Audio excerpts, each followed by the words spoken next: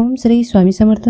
तुम्हा सर्वांचं आपल्या यूट्यूब चॅनलवरती मी अगदी मनापासून स्वागत करते. स्वामींच्या चरणी एवढीच प्रार्थना करते की तुमच्या मनातील सर्व चांगल्या इच्छा लवकरात लवकर पूर्ण होत, हीच स्वामींच्या चरणी प्रार्थना करते. आणि आजच्या एका नवीन सुंदर व्हिडिओला सुरुवात करते. नवरात्रोत्सवानंतर कोजागिरी पौर्णिमेचा सण हा साजरा केला जातो आणि संपूर्ण देशभरात कोजागिरी पौर्णिमा अगदी थाटामाटात साजरी केली जाते. कारण जेवढं नवरात्रीला महत्त्व आहे ना, तेवढंच कोजागिरी पौर्णिमेला देखील महत्त्व आहे. या पौर्णिमेला शरद पौर्णिमा म्हणतात आणि कोजागिरी पौर्णिमेला देवी लक्ष्मी ही समुद्र मंथनातून प्रकट झालेली होती. तोच हा दिवस आहे, ज्यामुळे या दिवसाचं जे महत्त्व आहे ते आणखीनच प्रखर होतं आणि त्यामुळे ही पौर्णिमा सर्वात महत्त्वाची मानली जाते. त्यासाठी जेवढं करता येईल तेवढं या पौर्णिमेला व्रत, वैकल्य, स्नान, दान करायचं असतं की ज्यामुळे त्याचं पुण्य हे अधिक पटीनं चांगलं भेटतं आपल्याला. या दिवशी चंद्रही आपल्या 16 कलांनी पूर्ण असतो, परिपूर्ण होतो आणि अमृताचा वर्षाव हा पृथ्वीवरती करत असतो. यासाठीच आपल्याला या दिवशी चंद्राची देखील पूजा करायची असते. आणि कोजागिरी पौर्णिमेला अनेक शुभयोग यंदा तयार होत आहेत आणि अशा या शुभ मुहूर्तावर आपल्या मुलांवरून ही एक गोष्ट 3 वेळा ओवाळून उतारा करायचा आहे की ज्यामुळे आपल्या मुलांची आध्यात्मिक, भौतिक प्रगती होईल, मुलांच्या वागण्यामध्ये सुधारणा होईल, अभ्यासात सुधारणा होईल आणि शांत येतील मुले. मुलांच्या पाठीमागची जी काही इडापिडा, संकट आहेत, विघ्नबाधा आहेत त्या पूर्णपणे नष्ट होतील आणि मुलांची चहूबाजूंनी प्रगती व्हायला सुरुवात होईल. तर ऑक्टोबर महिन्यात कोजागिरी पौर्णिमा ही आलेली आहे आणि याच दिवशी खंडग्रास देखील चंद्रग्रहण पडलेलं आहे.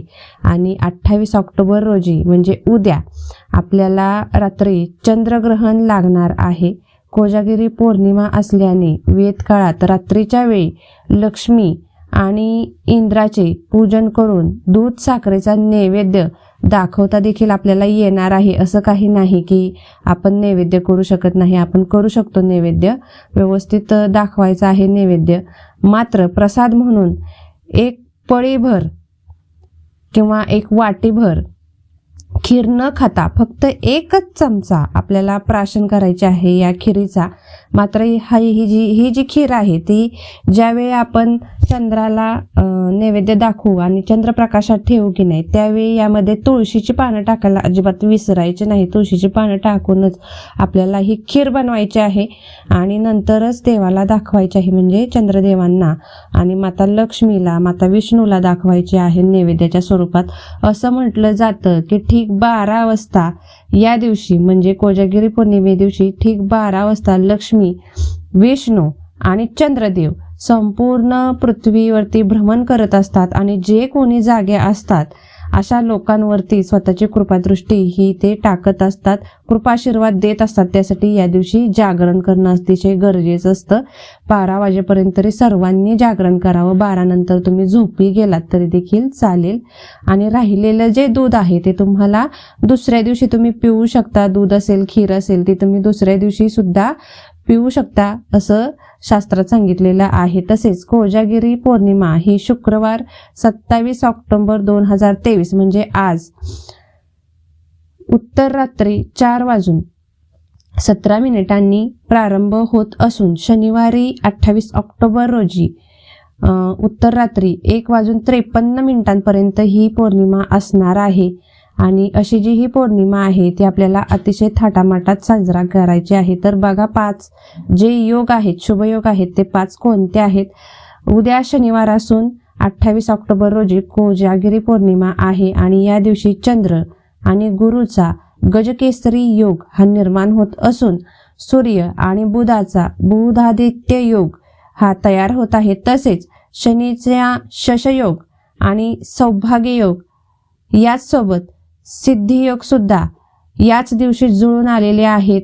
हे पंचमहायोग जुळून आलेले आहेत. त्यासाठी आपल्याला मुलाबाळांच्यासाठी, आपल्या पतीसाठी, आपल्या घरासाठी हा एक छोटासा उपाय करायचा आहे.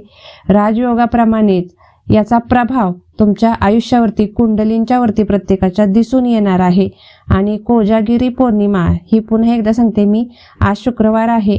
आज उत्तर रात्री 4:17 चालू होत असून उद्या उत्तर रात्री 1:53 ही राहणार आहे. तर सर्वांनी कोजागिरी पौर्णिमा अतिशय थाटामाटात साजरी करावी.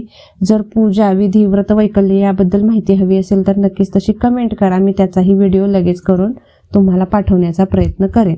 तर काय करायचं आहे, थोडीशी पिवळी मोहरी आपल्या हातामध्ये घ्यायची आहे. बघा, आता उद्या शनिवार आहे आणि कोजागिरी पौर्णिमा आहे. चंद्र, इंद्र आणि विष्णू साक्षात आपल्या धर्तीवरती येणार आहेत, पृथ्वीवरती भ्रमण करणार आहेत. तोच हा दिवस आहे, वर्षातून एकदाच हा दिवस येतो.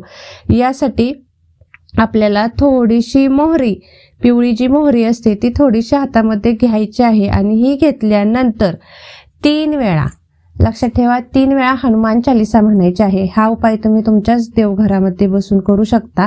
देवांकडे तोंड करायचं आहे, देवाचा आशीर्वाद घ्यायचा आहे, कुलदेवीचा, आपल्या स्वामी महाराजांचा आशीर्वाद घ्यायचा आहे, कुलदेवाचा आशीर्वाद घ्यायचा आहे. आणि तिथेच बसून 1 चिमटभर जर घेतलीत ना मोहरी, पिवळी मोहरी, तरी देखील चालेल. मात्र याच्यावरती 3 वेळा तुम्हाला हनुमान चालीसा म्हणायची आहे.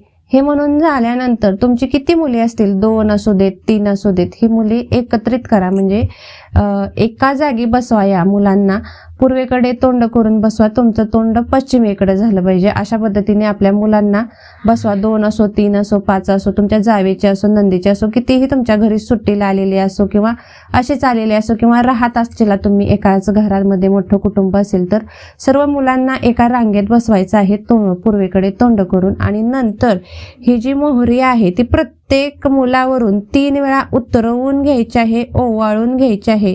आणि नंतर ही मोहरी बाहेर जाऊन प्रज्वलित करायची आहे. तर हा उपाय कधी करू शकतो, तर हा उपाय तुम्ही उद्या सकाळी देखील करू शकता आणि उद्या संध्याकाळी देखील करू शकता. मात्र दुपारची जी वेळ असते, जी कडक उन्हाची वेळ असते, म्हणजे जसं की 11 वाजल्यापासून 4 वाजेपर्यंत दुपार जी आहे ते आपल्याला वगळायची आहे. या वेळेत अजिबात हा उपाय करायचा नाही.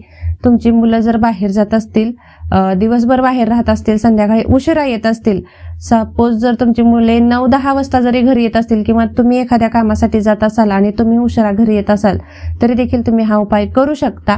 उद्या रात्री 12 वाजेपर्यंत तुम्ही हा उपाय करू शकता. त्यामुळे आपल्या मुलांच्यासाठी, आपल्या मुलांची जर असं वाटत असेल तुम्हाला की मुलांच्या वागण्यामध्ये सुधारणा व्हावी, मुलांच्या अभ्यासामध्ये लक्ष लागावं, मुलांची नोकरी चांगली लागावी, मुलांचा व्यवसाय चांगला चालावा आणि आपल्या घराची प्रगती व्हावी, हा उपाय तुम्ही तुमच्या पतीसाठी देखील करू शकता. तुमची जर पतींना अतिशय अडथळे येत असतील, प्रत्येक कामामध्ये अडथळे येत असतील, तर तुम्ही हा उपाय पतीच्या प्रगतीसाठी सुद्धा करू शकाल.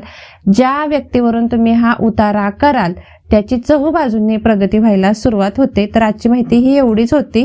माहिती आवडली असेल तर नक्कीच आपले चॅनेल लाईक करा, शेअर करा, सबस्क्राईब करा. आणि ही जी मोहरी आहे ती कशामध्ये प्रज्वलित करावी, तर घराच्या बाहेर जायचं आहे. बघा, 3 वेळा उतरवायची आहे. 3 वेळाच आपल्याला याच्यावरती हनुमान चालीसा म्हणायची आहे आणि 3 वेळाच नंतर उतरवून घ्यायची आहे. 3 वेळा उतरवून घेतल्यानंतर तुम्हाला घराच्या बाहेर जायचं आहे आणि ही जी मोहरी आहे ती थोडासा कापूर घ्या, एखाद्या प्लेटमध्ये घ्या आणि प्रज्वलित करा. म्हणजे पेटवून द्यायची आहे. तडतड तडतड आवाज असा मोहरीचा आला पाहिजे. आणि असं केल्यामुळे संपूर्ण जो काही त्रास असेल त्या व्यक्तीला तो पूर्णपणे नष्ट होतो आणि त्या व्यक्तीची चहूबाजूंनी प्रगती व्हायला सुरुवात होते. धन्यवाद. श्री स्वामी समर्थ.